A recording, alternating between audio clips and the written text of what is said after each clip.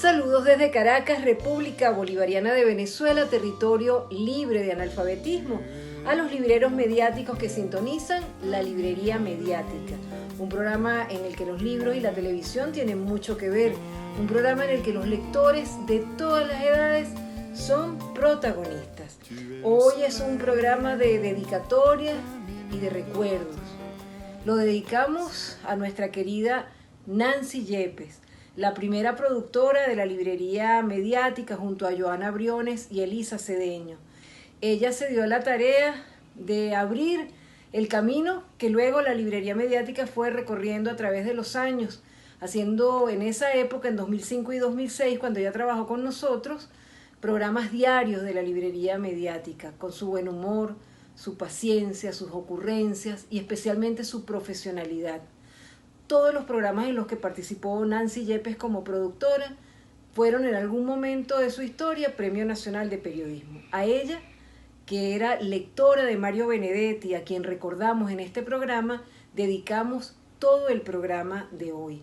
Ella leía con mucho deleite a Mario Benedetti, que estaría cumpliendo 100 años el 14 de septiembre de 2020. Se fue en 2009, pero nos dejó muchísimo. Isidoro, yo lo conocí gracias a tu intermediación. Estábamos recién casados en Uruguay, tú llamaste a Mario a su casa y pudimos hacer una primera entrevista que no grabamos, y luego años después logramos hacer una entrevista para la librería mediática.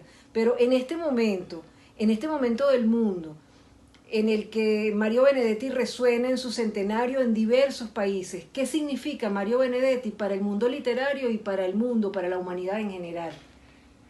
Pues mira, para la humanidad en general, él representa justamente eso, la literatura de afecto, una literatura de sentimientos, una muy buena literatura que llegó a todo el mundo porque fue traducido a muchísimos idiomas, y que en el caso del encuentro nuestro, cuando yo te lo presenté en Montevideo, demostró que lo que él era prácticamente una de las formas de cómo se manifestaba su literatura.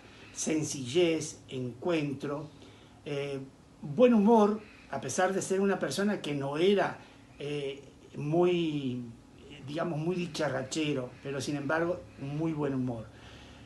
¿Qué fue y por qué fue un hombre tan importante?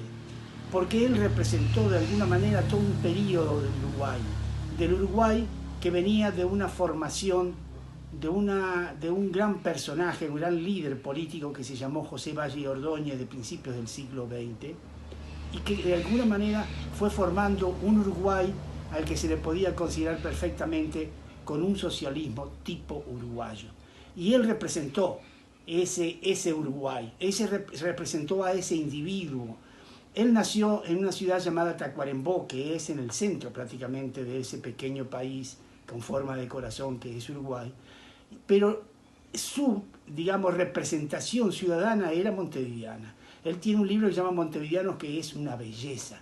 El otro libro que María Alcira adora, idolatra, y que se hicieron películas en distintos países, se llama La Tregua, donde hay toda una relación de un individuo aparentemente gris, pero con una profundidad de espíritu y sentimiento extraordinario, y un reconocimiento del otro.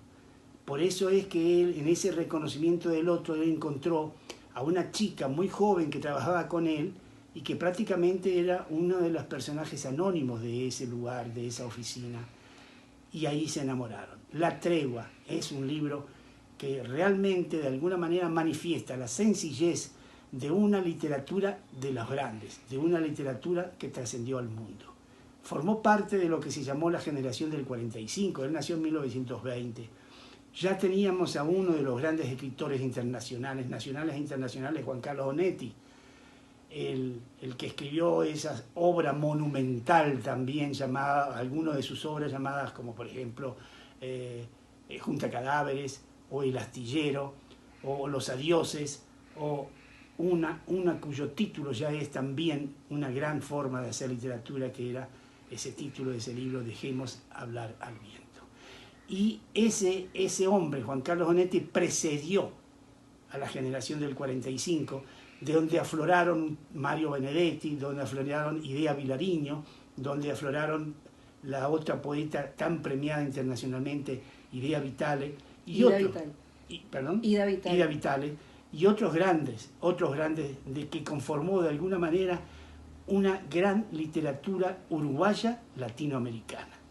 Y cómo quiso, a través de esa latinoamericanidad de Mario Benedetti, cómo quiso a Venezuela, y esa enorme y bellísima experiencia que él nos contó en su apartamento, que él sentía que se estaba produciendo en la Venezuela bolivariana. Pues sí, entonces hoy vamos a recordar a Mario Benedetti. Vamos a pasar esa entrevista que le hicimos en 2007 en su apartamento, una lectura colectiva que hicimos en la Galería de Arte Nacional luego de la partida de Benedetti y algunas otras sorpresas que hay a lo largo de este programa especial en el centenario de Mario Benedetti. Por supuesto que recordaremos los inicios de la Fundación Benedetti con esa presidenta maravillosa, Silvia Lago, amiga de Benedetti, que nos concedió una entrevista y luego de esa entrevista pues forjamos una gran amistad. Y bueno, recordaremos entonces muchas otras cosas de Benedetti a lo largo del programa. Ya que mencionas a Silvia Lago, recuerda ese título extraordinario que fue finalista del premio Rómulo Gallegos, Desde la penumbra. Desde la penumbra, una novela extraordinaria. Una de las mejores novelas de los últimos años. Bueno, vamos a disfrutar entonces a Benedetti y volvemos para despedirnos en este especial de la Librería Mediática.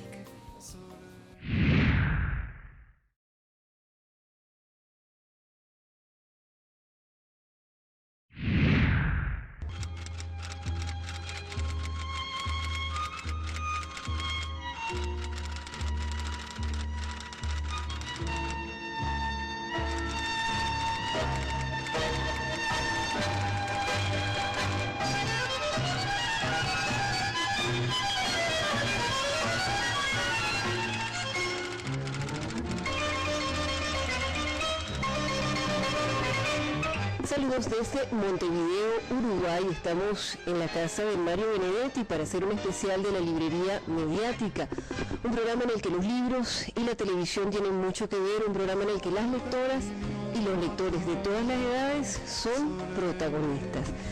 Con Mario Benedetti vamos a hablar de uno de sus libros recientes, es Nuevo Rincón de Haikus, una poesía especial, breve, y que como lo presenta Mario Benedetti, es de esas poesías que se le quedan a uno como prendidas de uno, y entonces uno empieza a pensar y a pensar y a pensar en esas breves poesías después que las lee, después que termina de leer el libro. Y quisiera empezar con algo que usted plantea en ese libro, que cuando uno va a la feria del libro como que se siente analfabeta, tantos libros que uno no ha leído y tantos que quedan atrás leídos, ¿no? Uno recorre toda su obra, uno empieza por ejemplo por La Tregua, que es una de mis preferidas, y recorre en La Tregua un Montevideo de hace 50 años, y después viene acá 50 años después y sigue caminando por una ciudad que abraza al hombre y que no lo expulsa, que lo deja caminar por sus calles.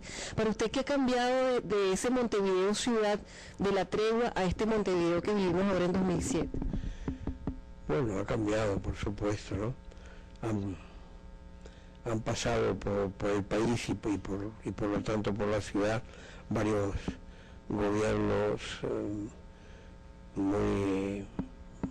algunos con dictaduras o gobiernos muy de derecha, ¿no? Que han cambiado la ciudad. Yo me acuerdo que cuando volví del exilio, una de las cosas que más extrañé fue los árboles.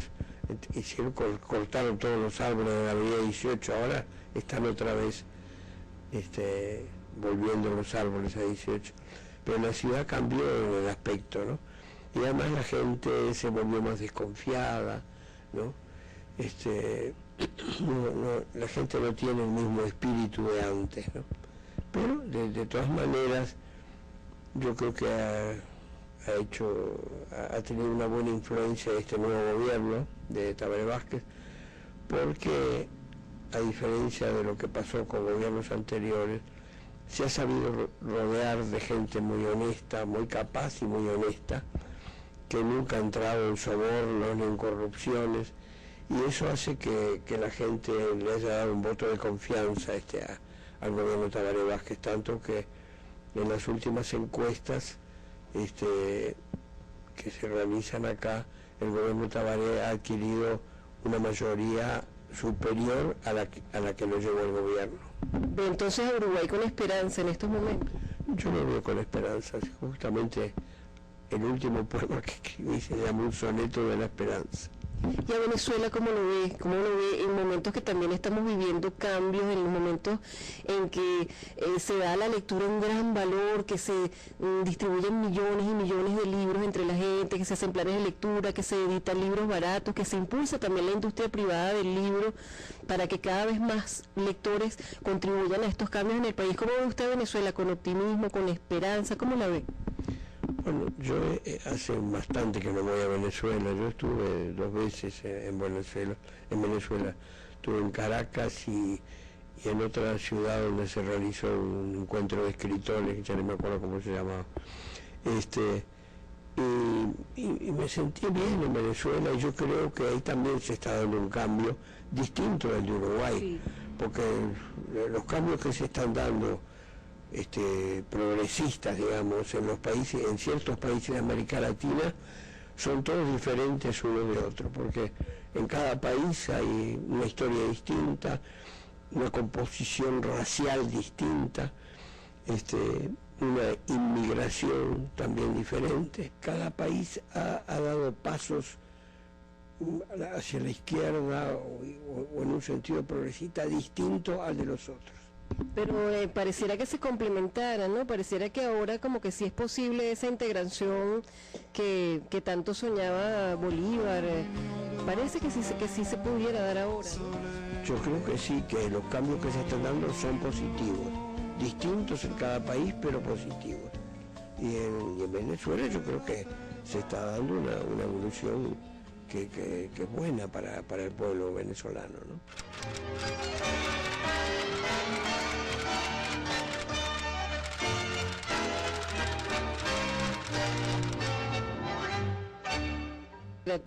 A uno le llama la atención como un escritor que siempre ha sido comprometido con lo que piensa, que no ha cambiado, por supuesto uno siempre cambia, pero no ha cambiado en lo esencial, en ese compromiso con uno y con lo que uno defiende.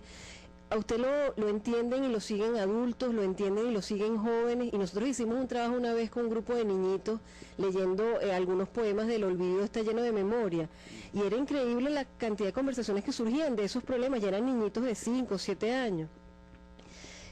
¿Cómo puede hacer un escritor para llegar a tan amplio público por tantos años y que lo sigan queriendo y que siga siendo motivo de interés para los lectores? Bueno, ese es un misterio, ¿verdad? ¿no? Eso es un misterio. Yo no me lo puedo explicar, ¿no? Se ha dado y lo acepto, ¿no? Me satisface llegar a vastos sectores de público, pero no es una cosa que yo me hubiera propuesto, sí, ni que tenga para mí una explicación demasiado lógica. Y en cuanto a la gente que está empezando a escribir, en cuanto a los escritores, lo siguen, lo leen, ¿qué le dice usted a escritores que quieren escribir un libro en la mañana y publicarlo en la tarde y al otro día empezar a verlo en todas las librerías? Pareciera que debe que tener mucha paciencia para escribir. ¿Usted tuvo paciencia en sus inicios? Y yo, mis primeros 7 libros no encontré editor y no se vendió ni un solo ejemplar de mis primeros 7 libros. Recién en el 8º libro conseguí un editor y se vendieron 500 ejemplares. Y a partir de ese momento mi literatura tuvo difusión. Pero ya te digo, en 7 libros me los pagué haciendo operaciones en un banco, que las pagaba con el sueldo que yo ganaba en otros oficios, ¿no? Yo durante muchos años me gané la vida como taquígrafo, un oficio que ahora ya prácticamente no se usa, pero en aquella época sí, y estaba bien remunerado. Usted ha sido un afortunado también porque ha vivido una vida de compañía con el amor, ha amado y ha sido amado. Amor de mujer, amor de sus lectores, amor de sus amigos, de su familia. ¿Cómo es el amor ahora para Mario Benedetti, que de repente se sienta a pensar en ese amor que ha tenido a lo largo de toda la vida? Bueno, para mí ha sido una cosa muy estimulante porque tuve 60 años casado con la misma mujer que infortunadamente murió el año pasado, pero para mí el amor ha sido una cosa muy importante en mi vida, ¿no? En La Tregua, en alguna de las conversaciones que refiere Martín Santomé, habla de que van al cine, que leen, pero que lo más bonito entre la pareja es conversar, y quizás sea eso lo que mantiene una pareja unida, conversar. ¿De qué conversa uno con una pareja cuando tiene 50, 60 años? Como que no se acaban los temas, como que cuando uno de verdad comparte, como que los temas aumentan, y será esa la esencia de la relación de pareja, saber conversar y escuchar. Bueno, también la pareja se puede entender muy bien en el silencio, ¿no? El silencio a veces es muy creador, y muchas veces los actos más conmovedores del amor se realizan en silencio, ¿no? Pero claro que también se habla, las cosas que le pasen a uno y a otra, son temas que vienen a la cotidianidad, y por supuesto que se comentan, ¿no? A veces con seriedad, a veces con dolor, a veces con humor, pero se comentan, lógicamente. Volviendo a La Tregua, que de verdad que es impresionante que uno se pone a conversar con la gente, y es un relato de hace 50 años, una novela de hace 50 años, y sigue teniendo vigencia. Yo una vez leí en algún libro que usted no había estado de acuerdo con la adaptación cinematográfica que se hizo en los años 70 porque Martín Santomé jamás habría sido indiferente hacia todo el tema de la dictadura, y que en esa versión de los años 70 se había relatado toda una historia que nada tenía que ver, si se hubiera hecho en esos años, con la de los años 50. ¿Es cierto eso? Porque yo lo leí, pero no recuerdo si usted lo había dicho o fue algo que dijo otra persona. No, yo lo dije, sí. Comprendo que a veces los directores cinematográficos se sienten con derecho a cambiar a veces el desarrollo o detalles de la obra literaria que están adaptando al cine, ¿no? Pero bueno, una cosa es que tengan ese derecho y otra que al autor le guste, ¿no? Claro. A mí no me gustaron los cambios que se le hicieron. Fueron esenciales para usted. Fueron esenciales, claro, entonces. Los cambios que se le hicieron al desarrollo de mi novela cuando fue al cine a mí no me gustaron. Sí. Después, posteriormente, porque yo incluso quedé medio distanciado con el director de esa película, posteriormente él me vino a ver a Madrid porque tenía intenciones de hacer una película sobre mi novela Gracias por el Fuego. Le hablamos bastante y él me dijo que iba a respetar todas mis indicaciones, y llegamos a una conclusión de común acuerdo, ¿no?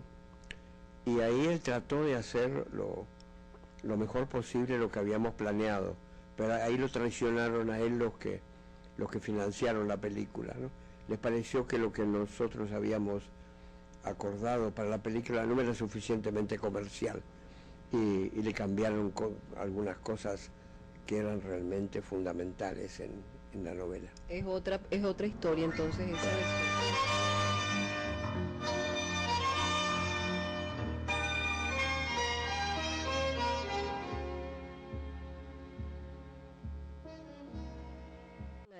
¿Hay que leer al azar o hay que cumplir primero una fase disciplinada en la lectura para después empezar a leer al azar? Bueno, yo creo que es muy importante los caminos que el futuro lector y el lector presente se van trazando de acuerdo a sus preferencias, a sus necesidades.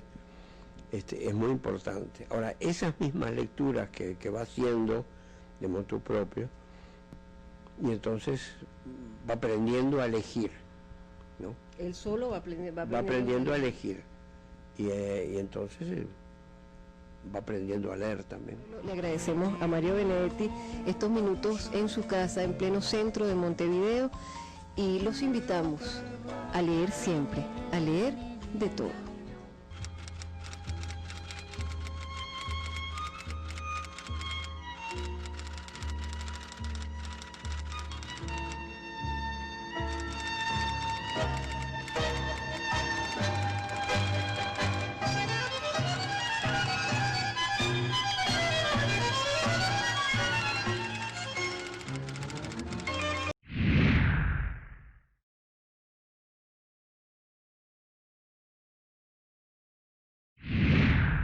Chao.